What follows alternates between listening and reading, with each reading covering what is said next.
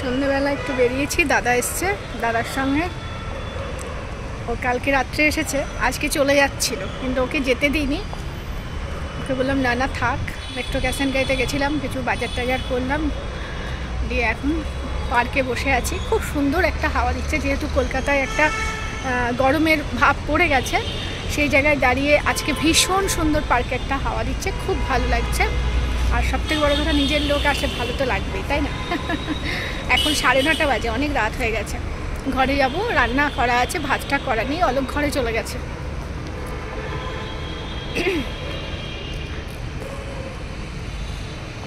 কি ভালো লাগছে, চারিদিকটা লাইট দিয়ে সাজিয়েছে, আরও সুন্দর লাগছে, আরও ভালো লাগছে।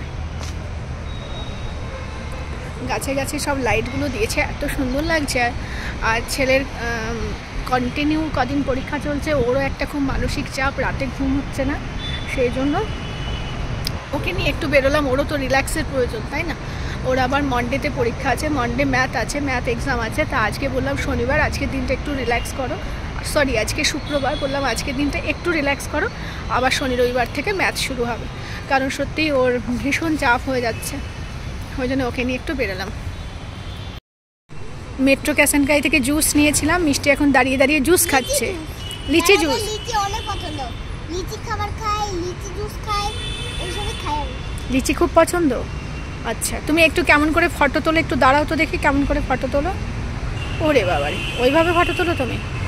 বাহ। আর আমার বন্ধুদের তুমি কিছু বলবে? তুমি কিছু বলো, আঙ্কেল আন্টিরা দেখবে। Hi aunty, hello aunty. Okay বললাম এখন আর পার্কে দোলনা চড়ার দরকার নেই, রাত হয়েছে, কোথায় কি পোকামাকড় কামড়ে টামড়ে দেবে। এমনি কোনো সেরকম কিছু নেই, তবুও রাত হয়েছে তো একটু মানে অস্থিরতা লাগেই। এখন একটু বসেছি সবাই মিলে, হাওয়া খাচ্ছি, বেশ সুন্দর লাগছে। একটা পরীক্ষা, ফাইনাল পরীক্ষা চললে সবার মধ্যে একটা স্ট্রেস কাজ করে, যেটা আমারও করছে, কদিন ধরে ভালো করে রাতে ঘুমও হচ্ছে না। যাই হোক, আজকে এখানে বেরিয়ে সত্যিই খুব ভালো লাগছে।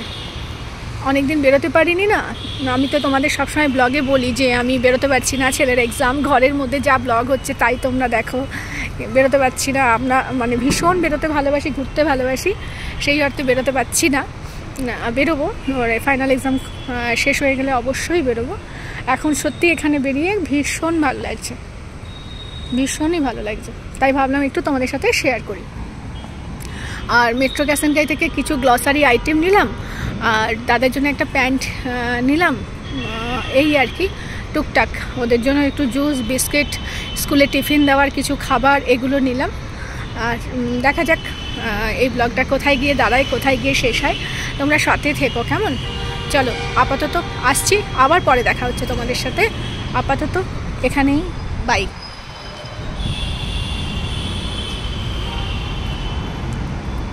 চলো আবার পরে আসছি।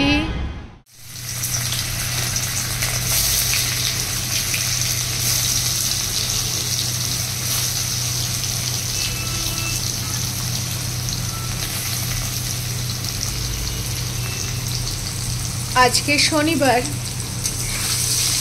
কালকে সন্ধ্যেবেলা থেকে ব্লগটা শুরু করেছি বন্ধুরা, তোমরা সবাই দেখেছো। আজকে শনিবার, এখন দুপুর 2টো বাজে।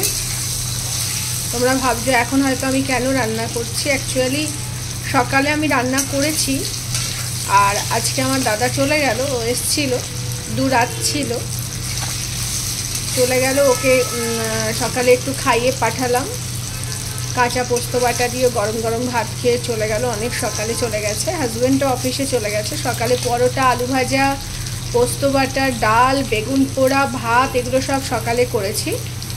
আমরাও সব ওই সবই সকালে ব্রেকফাস্ট করেছি।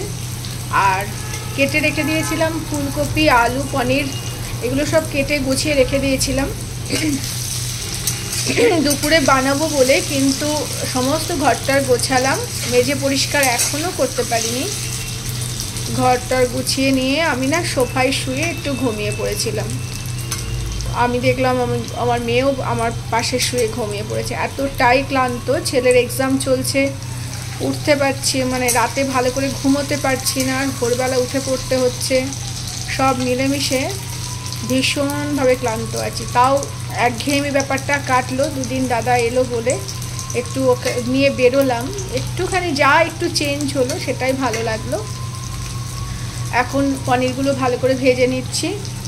বেগুন পোড়াটা রেডি করে রেখেছি, এটা এখনও এই যে বেগুন পোড়াটা এখনও মাখা হয়নি, পরে মাখবো। ওই যে বললাম ঘুমিয়ে পড়েছিলাম, এটা এখনও ধোয়া হয়নি। আলু কেটে রেখেছি, পনির দিয়ে আলু দিয়ে ফুলকপি দিয়ে করব, আদাটাও এগুলো করব। আর ফুলকপিটা ধুলাম, ছোট ছোট পিস করে রেখেছি। ফুলকপি দিয়ে পনির দিয়ে খেতে খুব ভালো লাগে, তবে আমি খুব একটা বেশি কিছু মশলা দেবো না, আদা জিরে দিয়েই করব রান্নাটা। লাস্টে নামানোর আগে গরম মশলা দেব, হালকা রসা রসা থাকবে, খেতে ভালো হবে। আমি তোমাদের সাথে শেয়ার করে দেব। আর টোটাল কিচেনটা সকালেও একবার ঘুম থেকে উঠে পরিষ্কার করেছি, তারপর খুব তাড়াহুড়ো ছিল, দাদা আমার হাজব্যান্ড সব বেরোলো, তারপরেও সমস্ত কিচেনটা পরিষ্কার করে বাসন টাসন যা ছিল সব মেজেছি। শুধু বাকি আছে আমার মেজে পরিষ্কার করা, সেটা আমি কখন করব জানি না। ওই মেজে পরিষ্কার করাটা আমার কাছে ভীষণ কষ্ট, মানে কুড়েমি লাগে এত, কি বলবো, প্রচুর কুড়েমি লাগে। যাই হোক, করতে তো কিছু একটা হবে। আর খুব ক্লান্ত আজকে, একটু রেস্ট করে করে কাজ করছি। দেখলাম সবাই মিলে সকালে ব্রেকফাস্ট করেছি, এখন 2টো বাজে, 2:30-এর মধ্যে আমার তরকারি হয়ে যাবে। ছেলে মেয়ে নিয়ে আমি খেয়ে নেবো। মেয়েটাও ঘুমিয়ে পড়েছে সোফায়, ওই যে ছোট্ট মা। আমি সোফায় শুয়ে ঘুমোচ্ছিলাম, আমি এই সামনে শুয়ে পড়েছিলাম, শুয়ে শুয়ে ফোনে ইউটিউবের কাজ করছিলাম। আর আমার মাম্মামটা ঘুমিয়ে পড়েছে, সোনামাটা। চলো আমি রান্না টান্না করে নিই, তারপরে তোমাদের আবার দেখাচ্ছি কি রান্না, কতটা করতে পারলাম। আচ্ছা, এটা কিভাবে করব তোমাদের বলে দিই না, জিরে তেজপাতা ফোড়ন দিয়ে এটা করব, বুঝলে? খেতেও খুব সুন্দর হবে, কিন্তু একদম রাত অবধি হয়ে যাবে, শনিবার তো। চলো আর পনিরটা নামিয়ে নিই। পনিরটাই দেখো ভেজে তুলে রেখেছি, এবার ফুলকপিগুলো ভালো করে লাল লাল করে ভেজে নেব।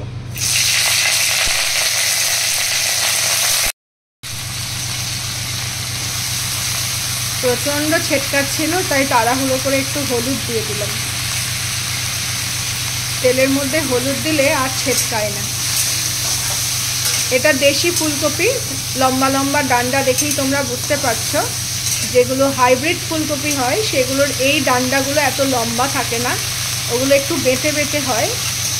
আর দেশি ফুলকপিগুলো সবসময় এইভাবেই চিনবে, যার এই সবুজ ডান্ডাটা অনেকটা লম্বা লম্বা। আমি অনেকটা করে কেটে বাদ দিয়ে ফেলে দিয়েছি, এটা কিন্তু লম্বা লম্বা হয়। এটা হচ্ছে দেশি ফুলকপি, এটা ভাপাতে প্রয়োজন হয় না, এটা খেতেও কিন্তু খুব টেস্ট হয়।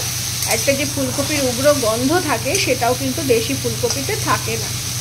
আর দেশি ফুলকপি মানে ফুটফুটে সাদা হয় না, একটু অফ হোয়াইট টাইপের হয়। আর যেগুলো হাইব্রিড ফুলকপি সেগুলো কিন্তু ফুটফুটে সাদা হয়। এই দেখো বন্ধুরা, আমার ফুলকপি আলু পনির তরকারি ডান। ওপর দিয়ে একটু গুঁড়ো গরম মশলা দিয়েছি।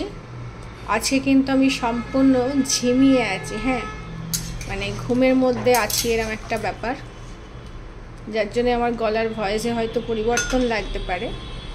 প্রচণ্ডভাবে ক্লান্তি, ছেলের পরীক্ষাটা হলে যেন বাঁচি। পুরো তরকারি হয়ে গেল, এখন 2:45 বাজে, মেয়ে তো এখনও ঘুমাচ্ছে। এবার ছেলেকে খেতে দেবো, তারপর মেয়ে যখন ঘুম থেকে উঠবে আমি আর মেয়ে খেয়ে নেবো। কারণ এখন আমি খেলে না আমার আবার ঘুম পাবে, মেয়েকে খাওয়ানো হবে না। মেয়ে আজকে অসময়ে ঘুমিয়ে পড়লো, ওই যে আমার পাশে শুয়ে ঘুমিয়ে গেল। একটা রসা রসা তরকারিটা থাকলো, আর আলুগুলো কি সুন্দর সেদ্ধ হয়েছে, চন্দ্রমুখী আলু বলে না, সেই আলু। ফুলকপিগুলোও সুন্দর, এই যে সুন্দর সেদ্ধ হয়ে গেছে। গরম মশলাটাও দিলাম, হেভি টেস্ট হয়েছে।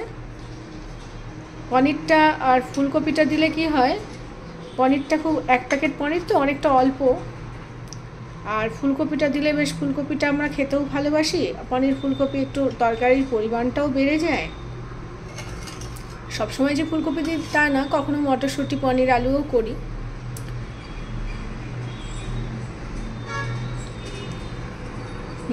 সত্যি দারুণ টেস্ট হয়েছে, সুন্দর হয়েছে। এবার ছেলেকে খেতে দেব, তারপর কখন আসবো তোমাদের সামনে আমি কিন্তু নিজেও জানি না। এখন আপাতত টাটা। আবার চলে এলাম তোমাদের সামনে রাতের খাওয়া দাওয়া কমপ্লিট করে। এখন বাজে 11টা। কি সুন্দর লাগছে দেখো রাতের শহরটা, দারুণ লাগছে। আর ওয়েদারটাও ভীষণ সুন্দর, খুব ভালো লাগছে, হালকা হাওয়া দিচ্ছে। তা আজকে তোমরা এতক্ষণ আমার সাথে ছিলে, সম্পূর্ণ ভিডিওটা দেখলে, তাই তোমাদেরকে অনেক ভালোবাসা। আজকের মতো সবাইকে টাটা।